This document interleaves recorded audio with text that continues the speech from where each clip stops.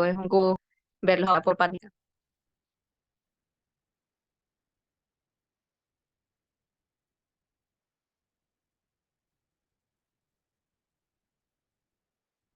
Ok, que se movió ahí un poquito. Ok, habrán cosas que quizás se van a mover, pero lo que me importa es que pues podamos sobre todo aclarar las dudas que tengan con respecto a este tema que es como el más pesado de esta unidad. De esta clase vieron con el doctor López Loyo, ¿cierto? Sí. Sí, se están pasando las diapositivas, yo les voy avisando. Ok, antes de que empecemos a ver la prepa, o sea, les voy a dar como lo más puntual, como la estructura con la que ustedes, con la cual van a estudiar y van a hacer énfasis en ciertas cosas. El parcial de patológica, igualmente es selección simple, o sea, ya no está la doctora Teresa, pero de igual forma a nosotros también nos habló López López, como los enunciados. Los enunciados, en la mayoría de, de esta parte del tema, son descripciones locas de los distintos tipos de neoplasias que ustedes ya escucharon en su clase, o algún tipo de célula, algún tipo de químico, unas crísticas pueden ser malignas, benignas, y ustedes tienen que asociarlo con alguno de los distintos tipos de neoplasias que ustedes pues vieron. Con la parte de los demás temas, en verdad la selección simple es conceptual, o sea, ahí tienen que aprenderse bien la parte de los conceptos y también le suelen colocar algunas imágenes, ¿ok? Entonces, pendiente con algunas de las imágenes que yo les voy a comentar, les coloqué varias para que se les haga más fácil en el momento de estudiarlo. Entonces, como tics puntuales, recordar bien a qué les van asociando cada concepto, les pueden colocar descripciones histológicas, por ejemplo, como les voy a decir ahorita con leiomioma, con leiomiosarcoma, con reactomiosarcoma, los orígenes de cada uno. Entonces, esa parte por allí es muy histológica. Ya yo los conozco, yo voy a hablar de nombrar algunos porque ya nos conocemos y preguntarles así muy someramente cómo definirían ustedes el concepto de neoplasia. ¿Es lo mismo que cáncer y es lo mismo que tumor?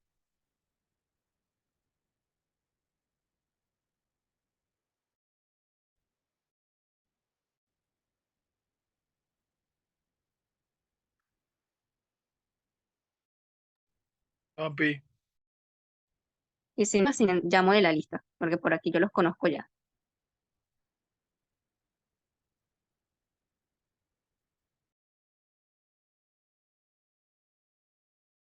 Eh, bueno, o sea, hasta donde yo sé, una neoplasia es como, o sea, una masa normal que puede conseguirse en cualquier parte del cuerpo por crecimiento celular errático, pues.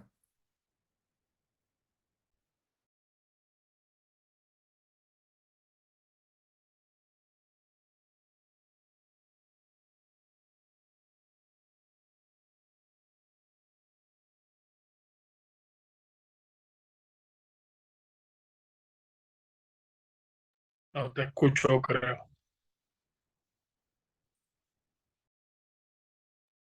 Sorry, ¿nos escuchas? No, no te escuchamos si estás hablando.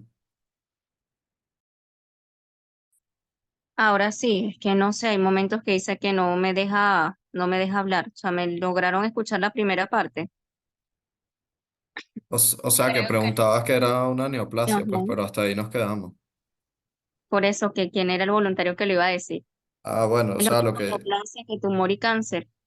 o sea, lo que yo había dicho que, o sea, una neoplasia básicamente es como esta masa irregular que se forma cuando en cualquier tejido hay una proliferación errática de células.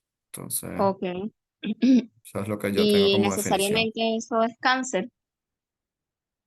Eh, bueno, no sabría decirte porque yo sé que por lo menos también existe hiperplasia, que es crecimiento abnormal de células, pero que no es un cáncer, pero neoplasia yo creería que sí es No, un o sea, cáncer. una neoplasia no es cáncer. Ajá, Básicamente es una proliferación celular que, pues, o sea, de un nuevo tejido, pero para, o sea, para llegar a un carcinoma tiene que ser de células malignas en este caso, y, o sea, por ejemplo, un tumor benigno también es una neoplasia porque es o sea, es una neoformación de un nuevo tejido. ok. Fíjense, una de las claves para que ustedes puedan repasar este tema bien es la parte de cambios adaptativos celulares. Recuerden que allí hay como unos conceptos importantes para que podamos manejar esto, que son los conceptos de metaplasia, de displasia y finalmente podemos llegar al concepto de neoplasia. ¿Qué pasa? Que con esos conceptos que ustedes manejan inicialmente, por ejemplo el de displasia, viene a ser a uno como de los cambios adaptativos en los que ya las lesiones van avanzando a ser irreversibles. Recuerden que hay un continuum donde podemos ver si la lesión va a ser reversible o ya no es reversible. Y en el caso de las células, todas las células pueden estar sometidas a estos cambios que pueden hacerla avanzar a una metaplasia o una displasia. Otro de los cambios adaptativos que no necesariamente son neoplásicos son el concepto que ustedes ya manejaron de hiperplasia, hipertrofia, aplasia, hipotrofia, ¿ok? Que son conceptos en los cuales nos referimos a cambios que puede sufrir la morfología celular en base a cualquier estímulo que él vaya a recibir. Por ejemplo, si ustedes se fijaron en hiperplasia que ocurre durante la gestación, es un cambio adaptativo en respuesta a una gestación y a un estímulo hormonal. En cambio, la hipertrofia es también en respuesta a una demanda energética mucho mayor en el que el sarcómero se hace mucho más grande. Entonces son conceptos que hay que manejar de manera tal que ustedes no confundan con que todos los cambios que ocurren en una célula van a ser necesariamente malignos, ¿ok? Entonces esa es la base de este tema como neoplasia, es distinguir que no todas las neoplasias son malignas. De hecho, vamos a ver que dentro de la clasificación tenemos tumores benignos y cuando nos referimos a tumor, el tumor es la expresión de esa neoplasia, es decir, de esa proliferación, como ustedes muy bien están diciendo, proliferación es aumento o en este caso aparición de nuevas células, ¿ok? Son células que en este caso son malignas porque las neoplasias malignas tienen una base genética en la que vamos a ver que están los protoncogenes involucrados, los genes supresores de tumores y los que son reguladores de algunas estabilizadores de membrana, ¿ok? Entonces, quiero que hagamos primero esa base o ese esquema mental para que entiendan la diferencia que hay entre los distintos cambios que puede sufrir una célula en base a alguna adaptación, como es la hiperplasia, displasia y todo esto que les acabo de mencionar, y la diferencia que hay con las neoplasias, ¿ok? Entonces, por eso le digo que esta parte es muy histológica, es muy de entender cuál es la estructura normal y volver a ese primer año que ustedes decían que no lo iban a volver a ver, lo vamos a entender ahora, ¿ok? Entonces, bueno, me interesaba que hiciéramos esa diferenciación con lo que es un cambio adaptativo y con lo que ya es propiamente una neoplasia, ¿ok? Entonces, bueno, vamos a avanzar a la siguiente. ¿Se quedó claro eso o los confunde más? Yo creo que quedó claro, pues. Ok. O sea, quiero que repasen esa parte que vieron en la parte de cambios adaptativos y para que puedan tener un engranaje mejor. De epidemiología no les voy a hablar, simplemente a veces les pueden preguntar cuál es cómo se distribuye el cáncer según los grupos etarios. El cáncer pues es la segunda causa de muerte tanto en adultos como en niños. Las principales van a ser cáncer de pulmón, seguido de cáncer de mama en mujeres y cáncer colorectal. Es decir, que comparten en común actualmente en nuestra epidemiología que el cáncer de pulmón predomina por encima del cáncer de mama y el de próstata. En Venezuela, cáncer de pulmón, cáncer de mama, cáncer de cuello uterino, en hombres próstata y colorectal. ¿Ok? Siguiente. Ok, entonces vamos a los conceptos básicos y parte de la estructura base también de todo este tema. Lo que acabamos de conversar, que la neoplasia no es más que la formación, la proliferación o nuevo crecimiento de células. Recuerden que cuando nos referimos a estas células malignas, están relacionadas con células que en una primera instancia no fueron células malignas, sino que a toda la alteración que hay en cuanto a las genes supresores de tumores, a los protoncogenes, pues van a conllevar a que se conviertan en células que no tienen un control regulado en su crecimiento y que el tumor pues va a ser la expresión de la misma. Otro concepto que debemos manejar, cuáles son los componentes de los tumores y los cambios que también van a sufrir el estroma circundante a ese tumor, ¿ok? Entonces, ¿por qué está conformado un tumor? El parénquima, que va a ser propiamente todas las células neoplásicas en proliferación, y el estroma, que es donde él circundantemente está, ¿ok? ¿Cuál es el principal cambio que sufre el estroma en respuesta a los estímulos de ese tumor? El concepto se llama desmoplasia, ¿ok? Son cambios adaptativos por fibroesclerosis. Entonces, si ustedes se fijan en nuestra imagen a la derecha, en la imagen derecha inferior, todo lo que vemos un poco más eosinófilo es proliferación de fibroblastos, ¿ok? Lo demás que vemos, todo eso que es un poco de eosinófilo más claro, corresponde a desmoplasia, ¿ok? Pero es un cambio adaptativo subyacente al tumor, ¿ok? Más allá de todos los cambios que va a sufrir el epitelio, independientemente del tumor de que estemos hablando, la fibroesclerosis va a ser una característica prácticamente patoneumónica de los tumores malignos, ¿ok? No sucede así con los tumores benignos. ¿Por qué? Porque sencillamente, ¿qué nos está indicando esto? Que ya hay infiltración del tejido circundante. Entonces, cuando repasamos y vemos qué característica tienen los tumores benignos van a ser encapsulados, no hay ruptura de la membrana basal, no hay invasión del estroma circundante y por lo tanto no hay cambios desmoplásicos, ¿ok? Entonces, ese es otro concepto que debemos manejar entre los tumores benignos y malignos, que vamos a ir viéndolos más adelante también. La angiogénesis y la neovascularización también la vamos a tocar en otro apartado para que sepan cuáles son los puntos más importantes. Entonces, bueno, la imagen es nada más para que vieran cómo se ve esquemáticamente y los cambios que van a ocurrir en el estroma circundante. Siguiente.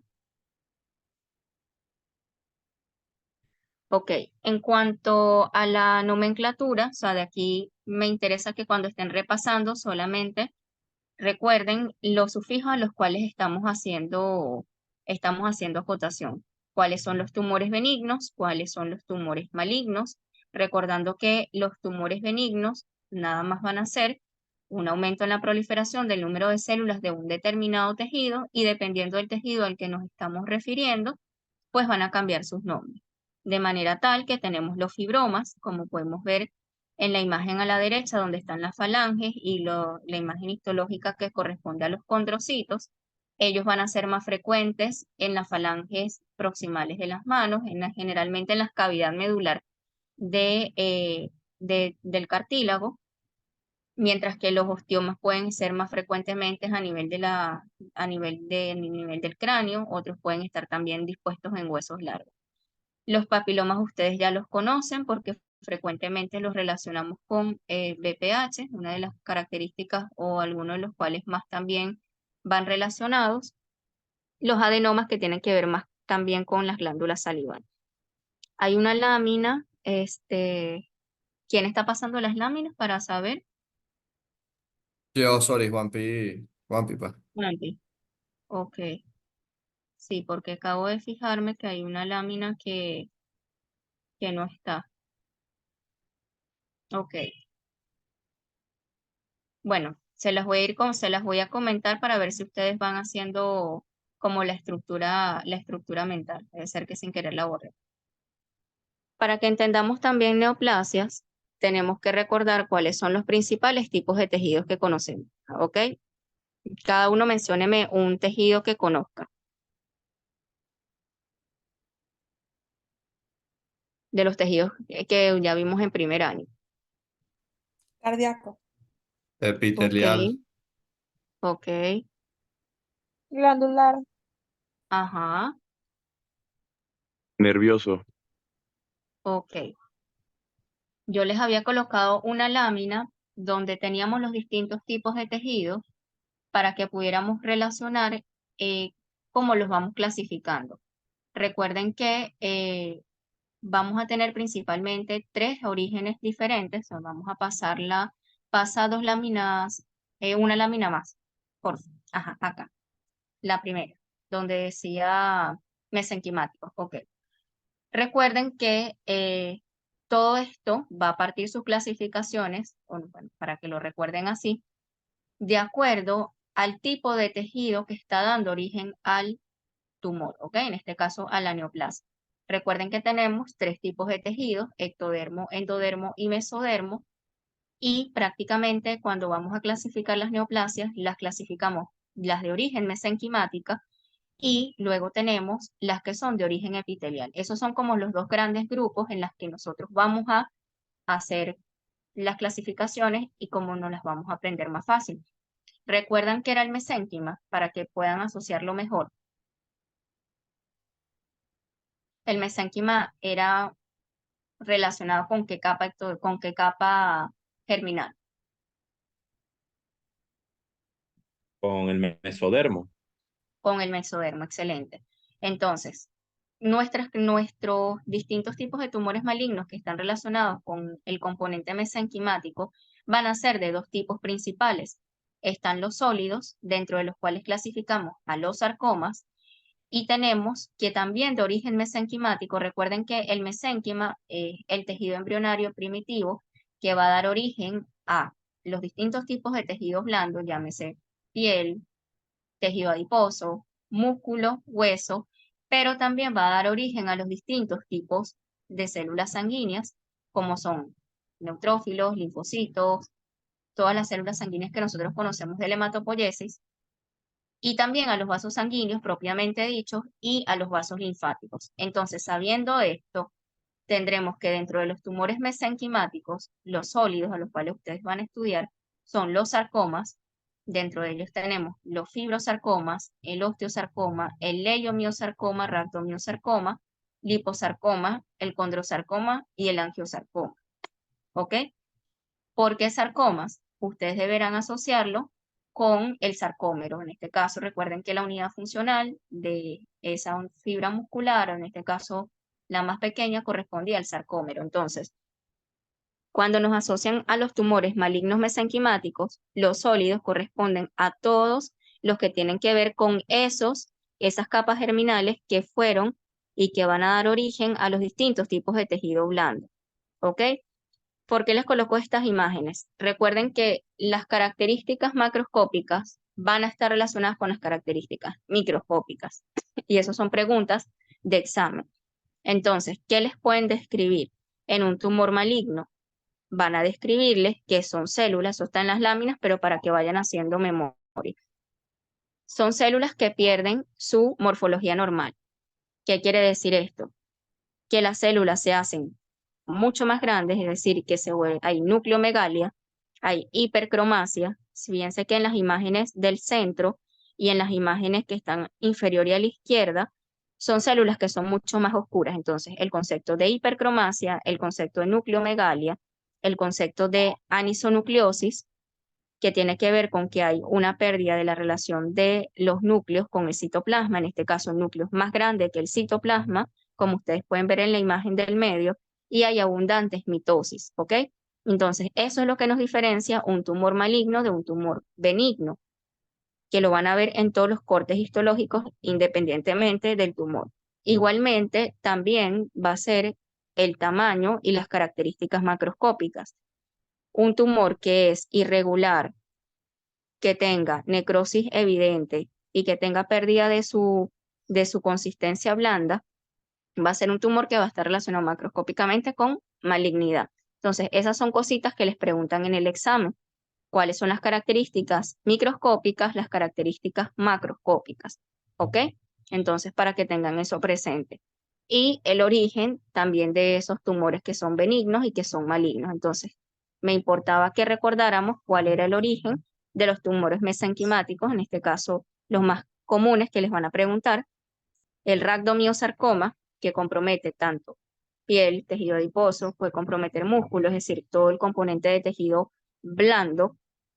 El otro es el leiomiosarcoma, que también tiene que ver con la parte del músculo uterino, pero en este caso cuando ya está avanzado a malignidad, ¿ok? Esos son los que generalmente le suelen preguntar. Leucemias y linfomas en esta unidad no va. Siguiente.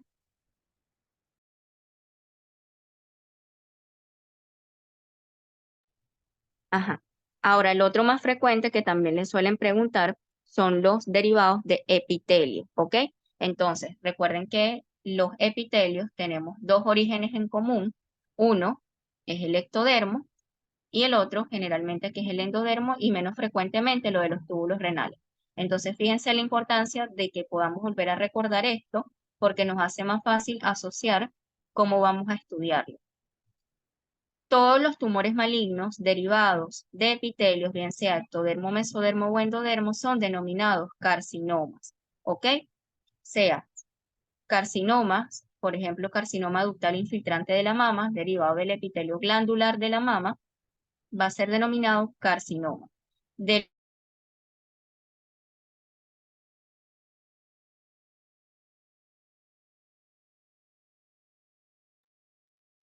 ¿A alguien más se le cortó el audio?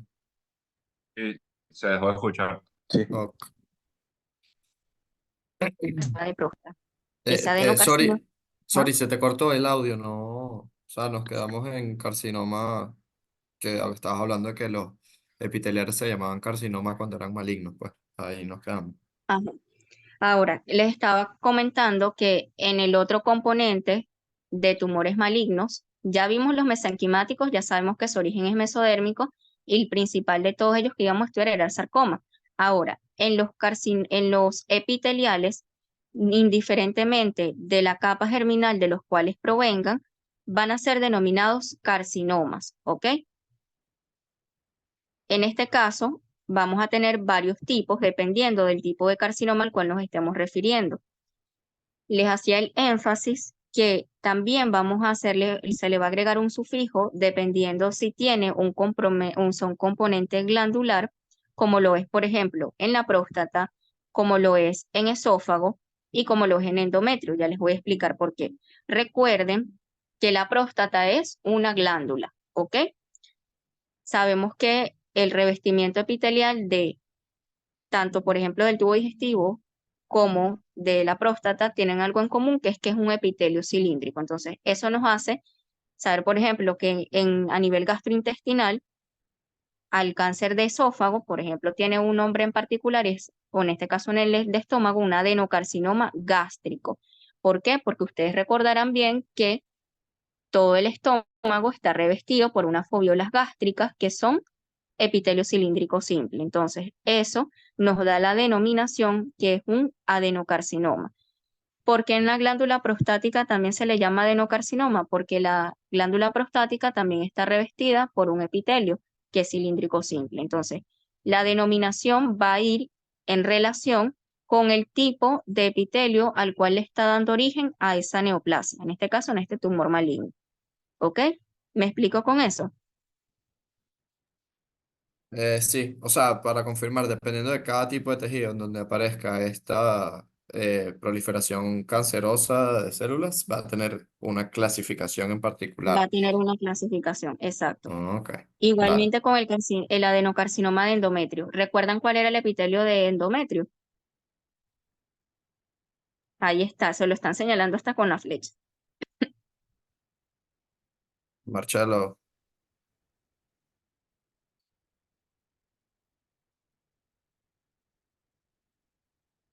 Bueno, yo se los recuerdo, el endometrio también está revestido, es un epitelio cilíndrico simple. Recuerden que él sufre modificaciones, por lo tanto también va a ser un adenocarcinoma. Por ejemplo, ¿qué tipo de cáncer es el que está más relacionado con el cuello uterino? ¿La han escuchado cómo lo denominan?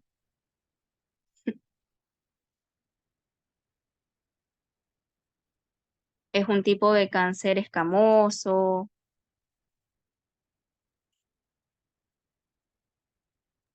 o sea, lo que yo sé del cuello uterino es que era más que todo que se daba por el BPH, ¿no? Que era el que o sea, como que lo generaba un pelín, pues era un factor predisponente.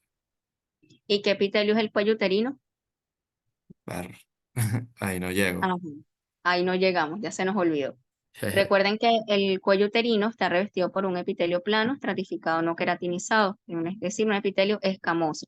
Entonces, en ese caso, es un tipo de carcinoma escamoso. El otro tipo de carcinoma escamoso que todos conocemos es el cáncer de piel, ¿sí? Carcinoma espinocelular, el carcinoma adenoescamoso de la piel, igualmente que el de esófago.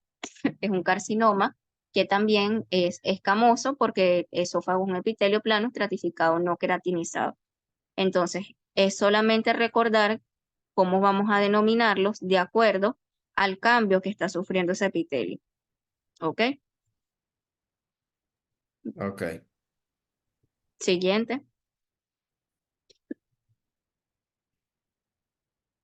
Y esto es para que ustedes pues nada más lo repasen cuando estén viendo el cuadrito, cuáles son los principales denominaciones que van a sufrir de acuerdo a si es benigno o si es maligno. O sea, la gran excepción en el benigno es el carcinoma. O sea, carcinoma siempre va a estar relacionado con un tumor maligno del componente epitelial, independientemente de si el origen es ectodérmico, mesodérmico o endodérmico. ¿Ok? Esa es la única excepción que tienen que estar pendientes.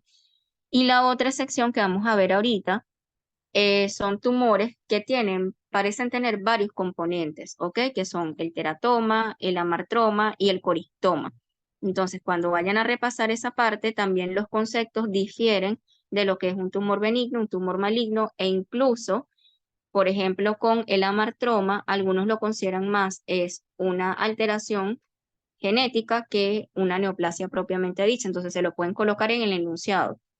¿El amartroma es considerado una neoplasia maligna? No. O sea, también les pueden colocar en el enunciado que es una alteración congénita. Entonces, para que estén pendientes con esa parte de los conceptos. De aquí me interesa es que manejen bien cuáles son benignos, cuáles son malignos. No se les olvide el concepto de teratoma, amartroma y coristoma. Antes de pasar para allá, vamos a preguntar a ver quién sabe qué es un teratoma y qué recuerdan y qué se imaginan cómo es.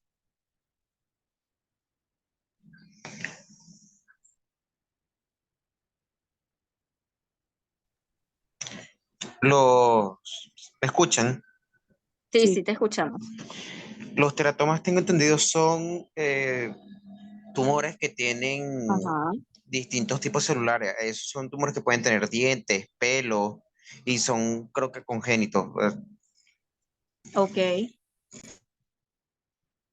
Entonces, ¿qué podemos decir? Que sus componentes son mixtos, entonces fíjense que allí hay una diferencia.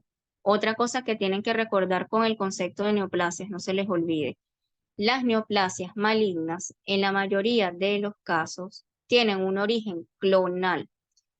Un origen clonal, en este caso monoclonal, quiere decir que derivan de una sola célula que va a proliferar y que toda esa parte de ese tejido en particular, en raíz a esa célula que mutó primero, es la que va a ser responsable de que vaya a ser un continuum proliferativo. ¿Ok? ¿Qué quiere decir eso? Que no mutan, por ejemplo, una célula nerviosa, una célula de tejido esquelético, una célula de tejido óseo simultáneamente. Si, por ejemplo, hay una mutación de una célula del revestimiento glandular de la mama, va a ser a partir de una única célula que va a dar como la marca del iniciar una actividad pro-oncogénica y a partir de ello es que van a comenzar a mutar la célula. Entonces, todas las neoplasias malignas, en la mayoría de los casos, son monoclonales, es decir, a partir de una célula tumoral que las demás sean tumorales. Entonces, eso no se les puede olvidar. La excepción conceptual es el teratoma. ¿Por qué? Porque el teratoma tiene un origen de células germinales. Y recuerden que las células germinales son pluripotenciales. Pluripotenciales, recuerden que tiene que ver con que se diferencia en cualquier cosa. ¿Ok? Entonces, para que hagan también esa excepción en el concepto. Vamos a ir viendo imágenes para que puedan irlo asociando mejor. Siguiente. Ajá. Entonces, del que estábamos hablando, el teratoma, las células pueden ser maduras, pueden ser inmaduras. Eso también va a estar relacionado con la benignidad o malignidad.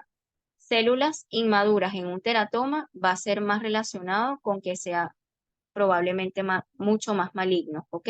Y se ve mucho más frecuentemente también en los extremos de la vida. En la adolescente y en la joven que aparecen teratomas son maduras y tienen menor probabilidad de que sea maligno, ¿ok? Ya sabemos entonces que el concepto que domina acá es que es derivado de las células germinales y que las células germinales son pluripotenciales, capaces de diferenciarse, como ustedes lo dijeron, en células ectodérmicas, por eso es que hay dientes, hay pelo. Puede diferenciarse también en que aparezcan pequeños vasitos sanguíneos porque es tejido mesodérmico. Entonces, de allí lo complejo y la cantidad de contenido que puede tener un teratoma. ¿Ok?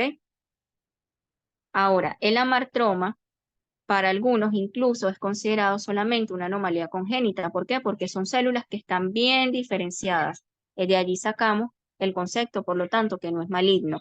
Cuando una célula no está diferenciada, es decir, que no se parece a su célula de origen, nos acercamos más a lo maligno. ¿Ok? Eso es otro concepto que hay que manejar. Mientras una célula se parezca a su célula de origen, es bien diferenciada. Mientras menos se parezca a su célula de origen, es mal diferenciada y eso lo hace más probablemente maligno. Entonces, una martroma va a ser una proliferación de células que son maduras, bien diferenciadas, que se desarrollan en su órgano de origen, pero de manera desorganizada. ¿Ok? El más frecuente es el amartroma del pulmón y el origen más frecuente de esta desorganización es cartílago, ¿ok? Entonces, muchas veces ellos lo que tienen es un aumento de volumen, pero son resecables y su pronóstico es muy bueno, ¿ok? Sorry, Claro pero con una el... pregunta. Ajá. El amartroma es considerado entonces proliferación maligna, aunque esté bien diferenciada esa proliferación Es más celular? considerado un tumor, una neoplasia Ajá. que no es maligna Ok. porque es células bien diferenciadas que son maduras, lo único es que están dispuestas de manera desorganizada. En cambio, el teratoma puede tener como dos vertientes. Si las células no están bien diferenciadas, si son células inmaduras, que eso se logra nada más es ver con la biopsia, va a estar más hacia un polo maligno. Y eso sí aparecen, por ejemplo, les pueden colocar más adelante cuando vean patología femenina, teratomas en la niñez y teratomas en los extremos de la vida, más que todo en los ancianos. Teratomas en ancianos, más probablemente que sea maligno. En cambio, el teratoma de la niña, que aparece hasta los 12 años más o menos, hasta esa edad más o menos, puede que sea muy benigno, resecable y no hay probabilidad de metástasis ni nada malo. Pero si aparece en una abuelita después de 50 años, es más probable que sea maligno. ¿Ok? Ok. Mientras que la martromanosa es como que hubo una desorganización en el complejo de lo que compone el pulmón. Recuerden que el pulmón no solamente tiene el tejido, sino que también hay cartílago de soporte y todo lo demás. Entonces, ¿qué creció de más y qué creció mal? Parte de cartílago, es el más frecuente. También hay amartromas hipofisiarios, pero son menos frecuentes. El coristoma es el que es considerado como una anomalía congénita. Y cuando ustedes lo vean en el concepto, si se los colocan en el examen, se los colocan como un resto heterotópico de células que están localizados fuera de su situación normal. Los más frecuentes son los que están en el tracto gastrointestinal. Algunos pueden ser, por ejemplo, tejido pancreático ectópico que está en la luz de la vesícula biliar. O puede ser tejido pancreático ectópico que está en el hígado o que está en el vaso. Entonces, aquí más que sea algo maligno, es más una anomalía congénita de localización de tejidos que no deberían estar donde están. ¿Por qué no decimos que es maligno? Porque no tiene la capacidad de que haya mutaciones, de que tenga mitosis, de que haya invasión del estroma y que tampoco vaya a ser metástasis. ¿Ok? Esas son como las características que definen a una neoplasia como maligna, esas últimas que les acabo de mencionar. ¿Ok? Que ya las vamos a ver también. Entonces, claro, con esos conceptos.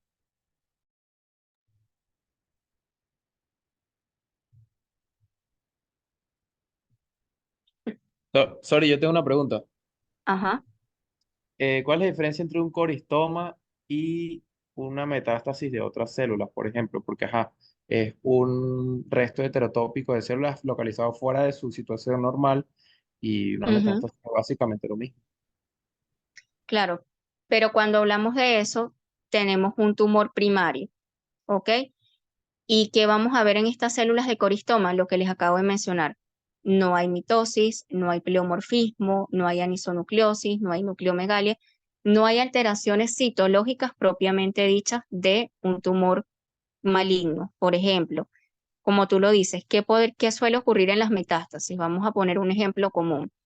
Si tenemos si hay cáncer de mama, que por ejemplo hace metástasis a pulmón, ¿ok? Y se hace una biopsia de ese tejido secundario el cual infiltró, por ejemplo, el cáncer de mama, vamos a encontrar todas las características, además de un epitelio de revestimiento glandular que es propio de ese cáncer de mama primario, todas las características.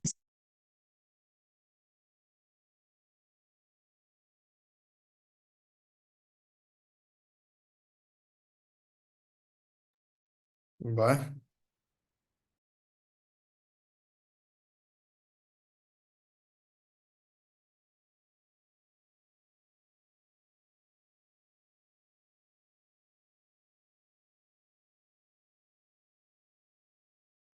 Bueno,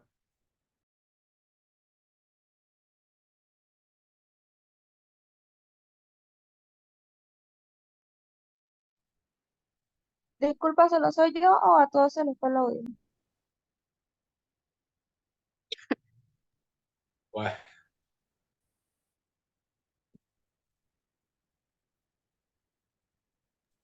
Sí, sí, o sea, nadie escucha. Ahora sí escuchan. Sí, Sí, ya se escucha. Sí. Sí, es que me entró una llamada de uno de los doctores, disculpen. Ajá, les comento de nuevo. Vamos a poner un ejemplo como lo es la metástasis del cáncer de mama, por ejemplo, al pulmón. Lo que va a dominar y lo que va a determinar que sea maligno o no son las alteraciones citológicas que las vamos a ver ahorita en un ejemplo clásico de BPH. ¿Cuáles son las alteraciones citológicas que les mencioné hace un momento? Que haya nucleomegalia, que haya hipercromasia, que haya alteraciones de la polaridad, de manera tal que eso es lo que veríamos, además de las alteraciones de ese epitelio que vimos, por ejemplo, en una biopsia secundaria que se le realizó a una paciente que tenga, por ejemplo, cáncer, metástasis por cáncer de mama en pulmón. En cambio, en el coristoma vamos a encontrar un tejido pancreático, por ejemplo, ectópico totalmente normal, en la luz de la vesícula biliar, en estómago, que son los lugares más frecuentes donde los podemos ver, sin ninguna de este tipo de alteraciones citológicas, ¿ok? O sea, se conserva la estructura celular. Ese es como la definición o lo que nos marca la diferencia entre lo benigno y lo maligno, ¿sí? Copiado, copiado. Ya le tomo, lo vamos a ver en otro ejemplo con BPH, que es mucho mejor verlo así visual. Siguiente. Ajá, características de las neoplasias benignas y malignas. Siguiente. Ajá. Estas son 4 de las principales características que van a marcar la diferencia entre una neoplasia benigna y maligna. Por ejemplo, las que estábamos hablando anteriormente, podemos decir que son benignas porque no hay ninguna alteración citológica y nos referimos a citológica con lo mínimo que ocurre en esa célula en particular. Entonces, las principales características, la diferenciación. La diferenciación se refiere al grado de semejanza con la célula que le dio origen. En este caso, recuerden que estamos hablando que las neoplasias son de origen monoclonal. Si fue una célula del revestimiento epitelial ductal de la mama, es a partir de esa célula, ¿ok? Mientras menos se parezcan a las células que le dio origen, vamos a decir que es peor diferenciado, mal diferenciado y más lo acerca a una neoplasia maligna. Por ejemplo, algunas de las neoplasias que tienen mayor probabilidad de malignidad o que son mucho más rápidamente malignas son en el melanoma y también aquellas que ocurren a nivel del sistema nervioso central, que van a encontrar ustedes más adelante cuando estén estudiando esos temas, que son células que no tienen morfología neuronal, o sea, si en este caso si es un tumor neuroendocrino, ellas van a hacerse menos parecidas a células neuroendocrinas. Mientras menos se parezcan a su célula original, decimos que es menos diferenciado y que son más probables a que sean malignas. La otra característica es la anaplasia, es como ya el extremo final de esa desdiferenciación. Es decir, que ya no hay probabilidad de diferenciación con su célula origen. El medio de de estos dos extremos es la displasia, ¿ok? La displasia es cuando ustedes vieron el tema de cambios adaptativos, es como la parte media de ese cambio que hay entre lo reversible y lo no reversible. Como que está en el medio allí un cambio adaptativo que puede ser irreversible si no se detiene, por ejemplo, el estímulo que le está dando origen a eso.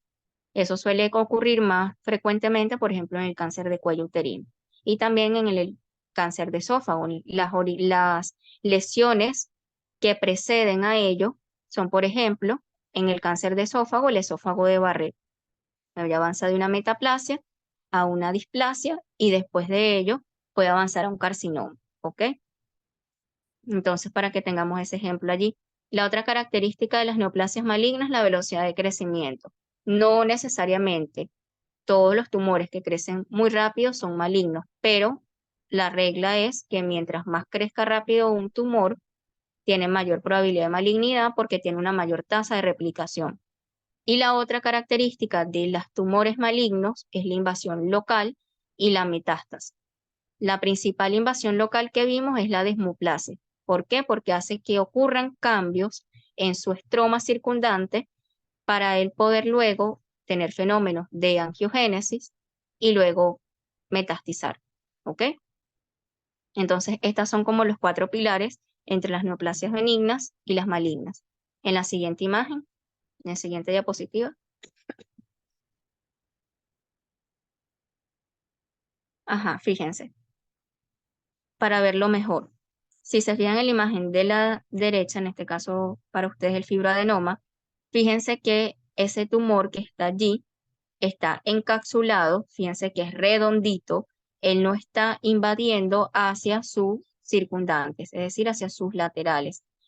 En cambio, cuando vemos a la derecha, el carcinoma ductal infiltrante, todo eso que se ve más retraído es secundario al cambio que ocurrió en su estroma, que es la desmoplasia. ¿Por qué? Porque allí hubo un cambio por fibroesclerosis y probablemente allí hay áreas donde hay angiogénesis, hay nuevos vasos sanguíneos, donde el tumor ha roto la membrana basal. Al no tener una cápsula, quiere decir que rompió la membrana basal con alta probabilidad de metastizar.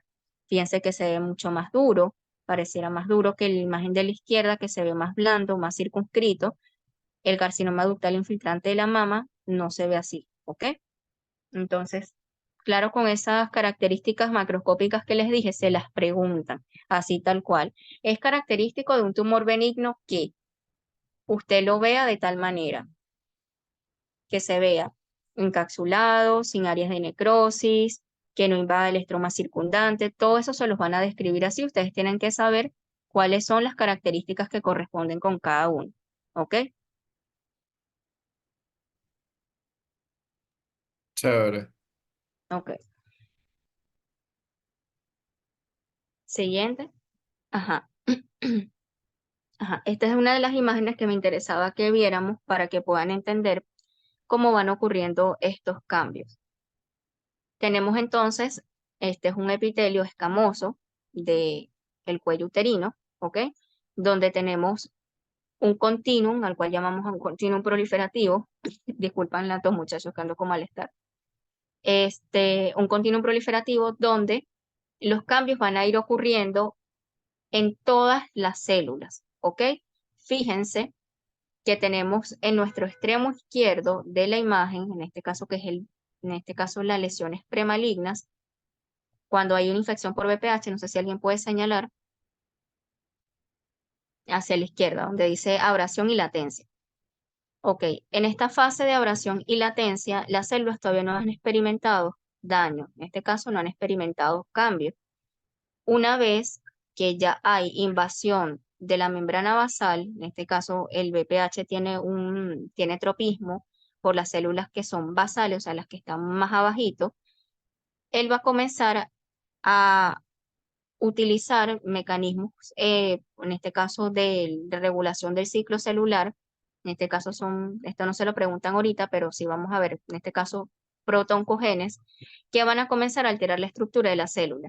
Entonces, fíjense cómo la neoplasia, cuando va haciéndose maligna, esquemáticamente podemos ver cómo los núcleos se van haciendo más grandes, la célula va perdiendo la relación, ya la relación núcleo-citoplasma no es la misma, predomina el tamaño de los núcleos sobre el citoplasma, es lo que llamamos nucleomegalia, hay hipercromasia, hay anisonucleosis, en lo que quiere decir que hay diferencias en los tamaños de los núcleos, y finalmente cuando ya estamos pasando a estas fases de alteraciones en la maduración, ocurre la ruptura de la membrana basal.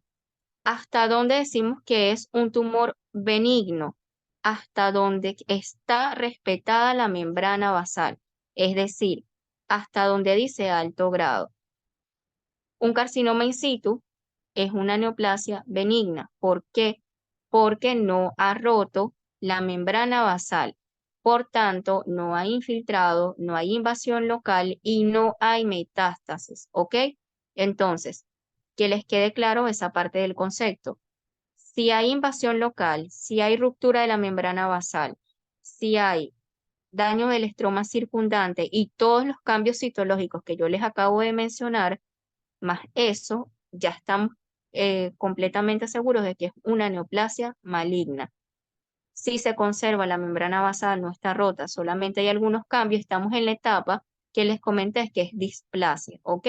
Esa etapa de displasia puede tener una fase de regresión. Fíjense que nuestro esquema superior, hasta donde estamos C y N, eso significa neoplasia cervical in situ, hay probabilidades de que haya regresión de las lesiones, ¿ok? Entonces, para que tengamos claro eso. Entonces, igualmente les coloqué en un cuadrito cuáles son las principales alteraciones: el pleomorfismo, la alteración nuclear, las tasas de mitosis, la pérdida de la polaridad, que las vemos esquemáticamente en la imagen, ¿ok? Siguiente.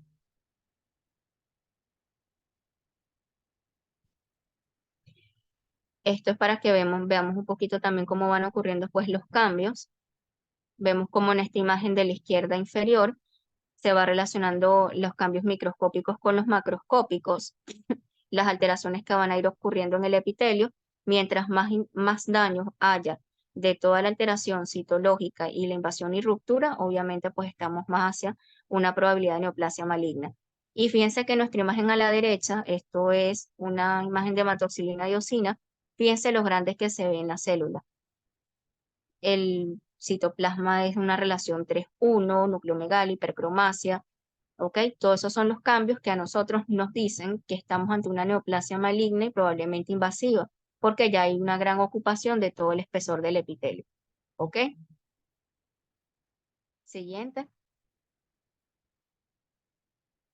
Esto es para que vieran un poco más de cuáles son los cambios que van a ocurrir y por qué por qué la importancia de, más allá de decir que hay una proliferación de células en las neoplasias, todas las características citológicas y las alteraciones citológicas son los que nos definen que estamos ante una neoplasia maligna, ¿ok? Siguiente. Ok, esto es para hacer una práctica porque probablemente se las vayan a colocar. ¿Reconocen algunos de los tejidos? ¿Qué tenemos a la izquierda? O sea, Donde esto dice, parece el que habíamos dicho, teratoma. Si mal mm, no recuerdo, porque ¿qué pareciera como un qué diente órgano ahí. les parece? O boca, capaz. ¿Y abajo qué hay? ¿Qué tipo de célula es? Sí, yo se las voy a escribir. Es una célula alargada, elongada con núcleo central y ovalado. Fibroblasto. Mm, los fibroblastos son más claritos. Estos están dispuestos de forma usada. Músculo liso puede ser. Ajá, músculo liso. Y si es músculo liso, ¿qué órgano será el de arriba? Útero.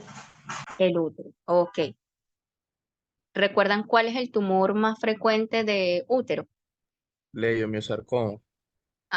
Benigno, benigno. Recuerden que tenemos la parte benigna y la maligna. Ah, ok. Leiomioma. Leiomioma. El leiomioma.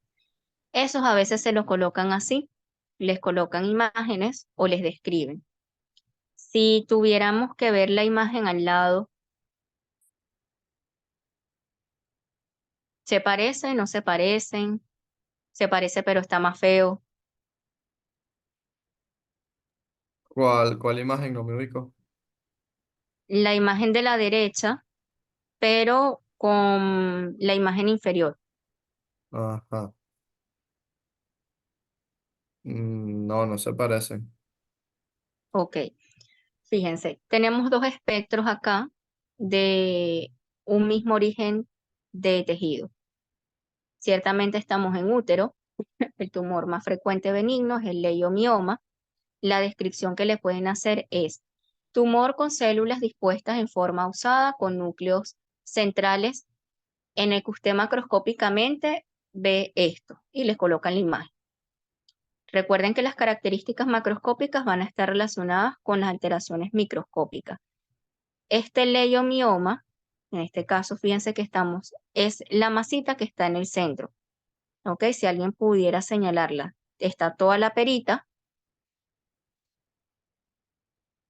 hacia el centro de la imagen. Eso es el leiomioma. ¿Ok? Y les pueden colocar la imagen así con la descripción que les acabo de colocar. O ambas imágenes.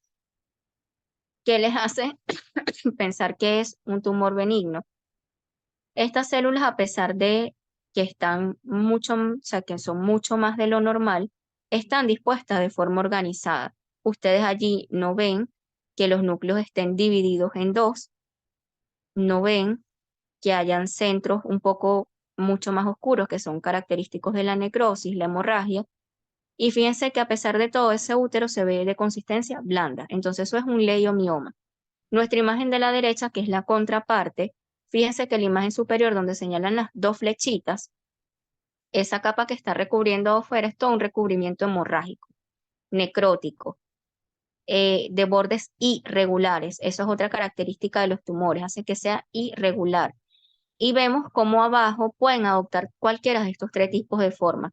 Si ustedes comparan en cantidad, ven que la cantidad es mucho mayor con respecto al leiomioma, en el que la cantidad de células está dispuesta de forma, aunque un poco mayor, no es tan abundante, no están tan oscuros. Fíjense que aquí los núcleos están más oscuros, es decir, que hay hipercromasia, hay pérdida de la polaridad, no hay organización celular.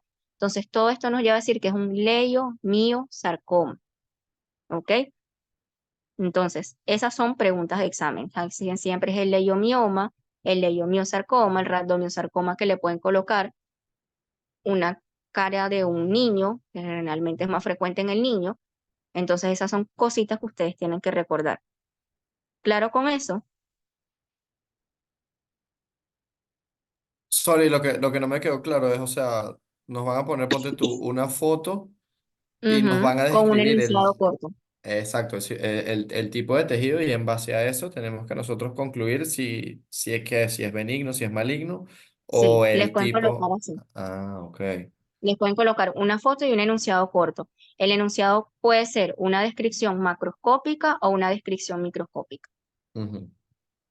Entonces, por eso, si ustedes pensaban que no iban a ver más histología, bueno, de nuevo. Ok, Entonces, bueno, por eso quiero que se les quede muy claro las características citológicas que les mencioné. ok. Ok. Lo otro importante, o sea, no tanto ahorita, siguiente lámina.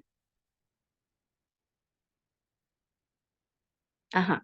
No les hacen tanto énfasis en cuáles son las moléculas implicadas en la invasión y la diseminación tumoral, pero sí en los pasos en los que se forma. Esto nada más se los coloqué para que ustedes tengan una base, cómo va ocurriendo todo esto, es mediado por moléculas de adhesión, hay pérdida también de la adhesión celular, pero aumento en la expresión a nivel endotelial. Hay un aumento en la producción de proteasas, principalmente colagenasas, que van a degradar la matriz, que van a permitir que las células que están sintetizando sus factores de crecimiento puedan diseminarse. Pero esto no es algo que sea muy importante, solamente para que lo refresquen. Siguiente lámina. Ajá. Esto sí, los principales mecanismos de diseminación. Entonces, ¿cuándo nos referimos a metástasis?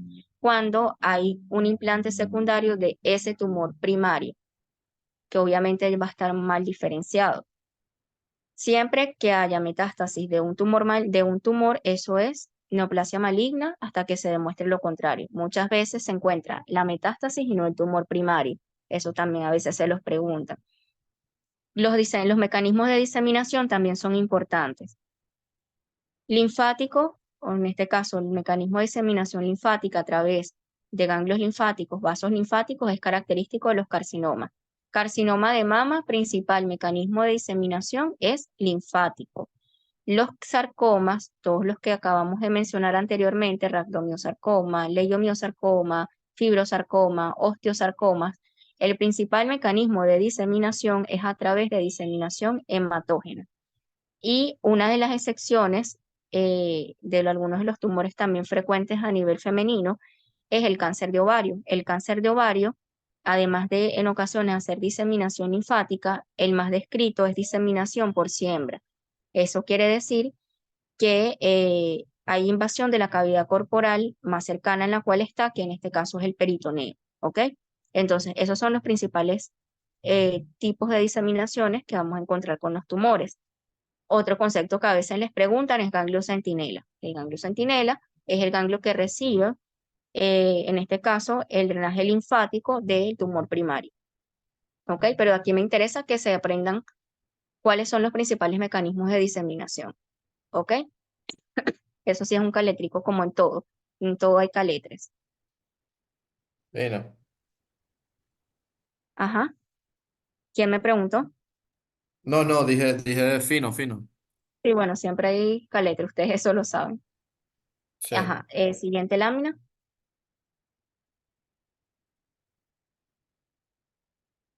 Y estos son algunos de las preguntas de examen que siempre el doctor Loyo coloca, que es con la angiogénesis y la antiangiogénesis. O sea, en realidad es más que todo cuál es la angiogénesis y cuáles son los pasos. Así se los preguntan del librito.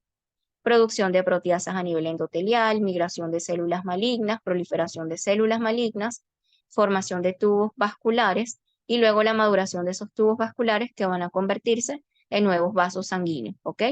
Entonces, esos pasitos así tal cual se los tienen que aprender. Simplemente el tip, ¿ok? Siguiente. Ajá, esto ya se los he venido comentando en cuanto a las características histológicas de los tumores benignos y los tumores malignos, ¿ok? Entonces, esos lo repasan, no se les vaya a olvidar todo lo que hemos venido conversando, ¿ok? Recuerden que estamos hablando de características histológicas, microscópicas y también hay algunas macroscópicas que nos van a hacer diferenciar entre un tumor benigno y otro maligno. Siguiente. Eso es un cuadrito también para que lo repasen, se les va a permitir poder repasarlo mejor. Siguiente. Y vamos a hablar cosas puntuales de las bases moleculares del cáncer, ¿ok? Siguiente. Ajá. Hay otros conceptos que a veces les colocan y yo les pregunto ahorita, ¿el cáncer es hereditario? ¿El cáncer es genético? ¿Son las dos cosas? ¿Es familiar? ¿Quién me podría decir? Es multifactorial. Ok, ¿qué quiere decir eso? O sea, no depende solamente, por lo menos si tú tienes factores genéticos predisponentes, pues claro que afecta, pero tu ambiente también afecta. O sea, no viene solo por una sola rama, por así decirlo. Ok, y cuando hablamos de genes, ¿cuáles son los principales reguladores que ustedes conocen de eso?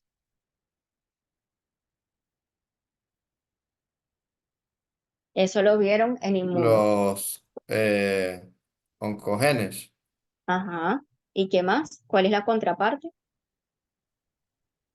TNF, no sé. Ajá. Los genes supresores de tumores. ¿Ok? Ok. Entonces, a veces en el examen colocan si el cáncer es hereditario.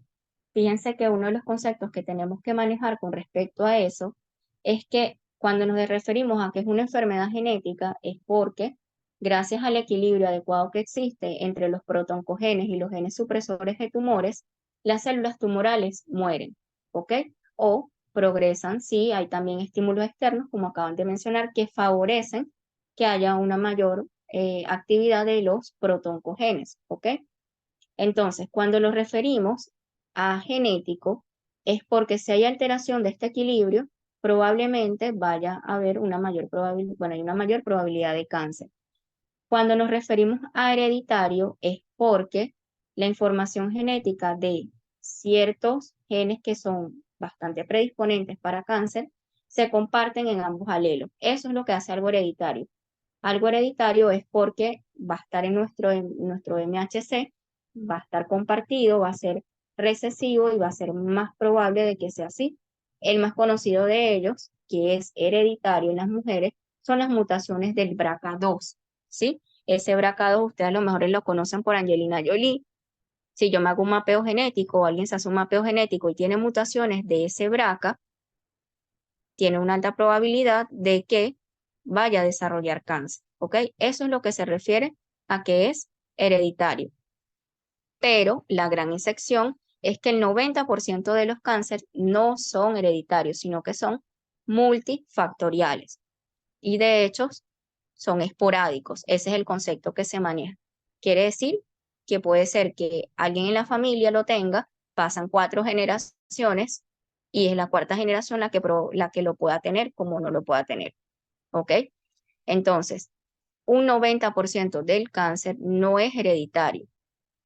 10% de ellos tienen un origen genético, pero el mayor porcentaje es, como lo acaban de decir, es de origen multifactorial y es esporádico. ¿Ok? Entonces son conceptos que ustedes este año, ustedes van a decir, ah, no, es como decían, que si mamá lo tiene, la hija también lo va a tener. ¿Ok? Son conceptos que uno tiene que manejar bien. ¿Sí? Entonces, siguiente. El control de todo esto, ¿gracias a qué se da? Pues gracias a la presencia de genes oncosupresores, de protoncogenes y de reguladores de la apoptosis. De los que más les suelen preguntar son en esta unidad es el P53 y gen de retinoblastoma, a veces también se los preguntan, y el BCL2, que es un regulador de la apoptosis. ¿Ok? Entonces, de aquí recordar ustedes, ¿qué recuerdan de P53? O sea, P53 lo tuvieron que haber visto en inmuno.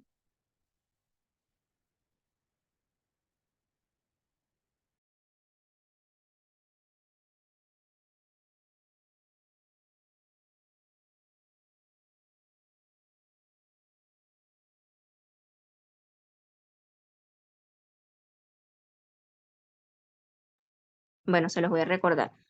Recuerden que P53 es uno de los principales genes supresores de tumores, está relacionado con algunos tipos de cáncer como el cáncer de colon y su principal función, eso también es pregunta de examen, es regular la progresión del ciclo celular desde la fase G1 hasta la fase S. ¿Qué va a permitir eso? Que haya una señal más adecuada para que se regule la apoptosis de las células tumorales, ¿ok? Entonces, cuando estén repasando esa parte, recuerden que P53 va a permitir que se regule la progresión. ¿En qué ocurre esto? En respuesta al daño del ADN, ¿ok? Aumenta la expresión de enzimas para que pueda repararse y si no es posible, P53 va a permitir que haya apoptosis. El déficit de P53 de este gen supresor de tumor está relacionado principalmente con cáncer de colon y también con cáncer de próstata. Entonces, para que tengan eso presente. El otro importante, que es regulador de la apoptosis, es el BCL2. Recuerden que BCL2, dentro de las cascadas de señalización, lo que va a permitir es estabilizar la membrana, bloquear la liberación de citocromo C, para evitar que así haya sobreactivación de protooncogenes. ¿Ok? Entonces, del más importante de acá, recordar a P53 y a BCL2. Siguiente. Ajá, era esto lo que les estaba comentando. No se les olvide P53 ni BCL2. Siguiente. El otro que le pueden preguntar, que es en cuanto a la estadificación del cáncer, es el sistema TNM. Eso se los colocan como un concepto. el parámetro más importante, además de evaluar el tumor, la propagación a los ganglios linfáticos, es la metástasis, ¿ok? Entonces, este sistema de estadificación nos va a permitir evaluar el factor pronóstico gracias a poder evaluar si hay metástasis o no, ¿ok? Estos son tips, muchachos. Esto aquí ya no es como muy pertinente, pero sí para que si se los llegan a preguntar, sepan qué es lo importante. Siguiente. Ajá, esto ya lo hemos venido conversando. Estas son características que ustedes se tienen que aprender. ¿Cuáles son las características distintivas del cáncer? Uno, hay autosuficiencia en las señales de crecimiento, insensibilidad a las señales inhibidoras, evasión de muerte celular, potencial ilimitado de replicación, angiogenia sostenida y capacidad para invadir y metastizar. ¿Ok? De todas, ajá, siguiente.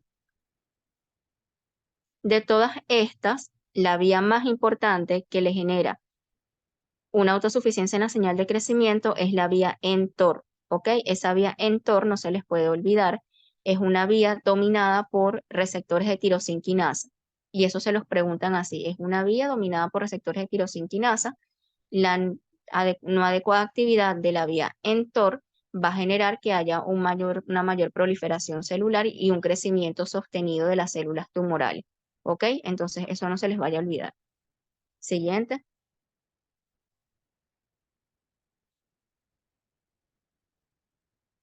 El otro mecanismo por los cuales las células tumorales malignas tienen una propiedad ilimitada también de crecimiento es a través de transductores de señales. Y la otra que no pueden olvidar es esta vía, que es la vía del RAS.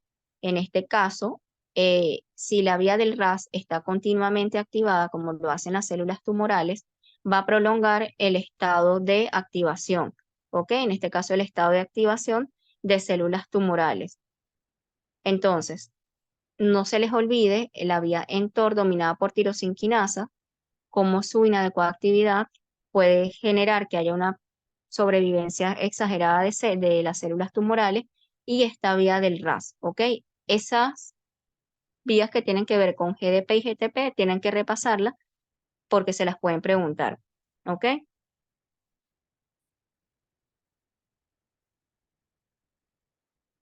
Siguiente.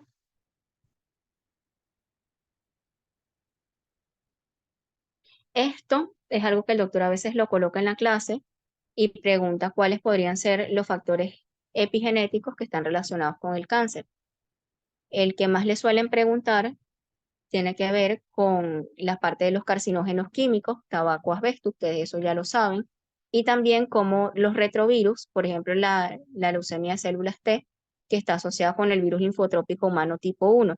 Entonces, son cosas que ustedes pueden repasar para que cuando se los coloquen en el examen, ustedes sepan, sí, mira, es verdad, esto está relacionado con esto, y es verdad que hay factores externos que que pueden conllevar a cáncer. En las hormonas, ustedes ya saben que un estímulo continuo de estrógenos puede también ser un factor predisponente en cáncer de mama, como es el consumo de anticonceptivos orales por larga data, puede predisponer a, ¿ok? Esto era como lo más puntual que les iba a comentar de neoplasias. No sé si hasta ahorita tienen alguna duda, que estudiando ustedes les dijeron que a ustedes les costó, que quisieran aclararlo o no lo han estudiado. Sorry, no escuché bien la pregunta. Que si hasta ahorita les quedó alguna duda, ustedes estudiando el tema, ¿qué les costó? Bueno, a mí por lo menos me falta es la parte de autopsia, pero por ahora más o menos bien y, o sea, importante lo que, más que todo que nos oriente es lo que ellos hacen énfasis, pues, porque capaz uno estudia ahí a lo loco y no sabe que es importante, pues. O sea, no sé, a lo que les acabo de comentar, tienen que tener claro que les van a preguntar definiciones y les van a describir. Y les van a describir como si les estuvieran describiendo biopsias y casitos. Entonces, esa parte es importante. Y las vías de esto último que les comenté, les pueden colocar cuáles son las vías que están relacionadas con sobrevivencia celular, la vía mTOR, que es mediada por tirosina quinasa, las partes transductoras de señales, que es mediada por RAS, mediada de GDP y GTP. Esas cosas puntuales se las pueden preguntar. Y lo que les acabé de comentar, las características macroscópicas, microscópicas, entre neoplasia benigna, maligna, cuáles son benignas, cuáles no, ¿ok? Fino. Y bueno, esta imagen, la siguiente, esta imagen es de hace 4 años, muchachos. Esta fue una de sus prepas de embriología y hoy me la conseguí y se las voy a poner a los muchachos porque, bueno, la vieron hace 4 años y ya están en el cuarto piso y bueno, estoy muy contenta por eso y espero que disfruten mucho este año que es de bastante aprendizaje. Siguiente. Gracias, Ori. Igual, cualquier duda que tengan estudiando, no hay ningún Gracias. problema, me pueden preguntar. De igual forma, déjenme pasarles la presentación en PDF porque vi que aquí se ve súper rarita. Entonces, déjenme cambiar la formato PDF para que la tengan y puedan repasarla. Estudien la parte de ciclo celular con la parte del P53. Eso se los preguntan rebuscadito. Pero es saber en qué fase queda, les pueden colocar estrategias terapéuticas. Y son cosas fáciles a veces de deducir, ¿ok? Dale, gracias, Ori. Bueno, chévere, muchachos. Buenas noches. Éxito mañana. Si me puedo escapar, me escapo y me meto un ratico en el auditorio. Ok. Chévere, buenas noches. Bye, buenas noches.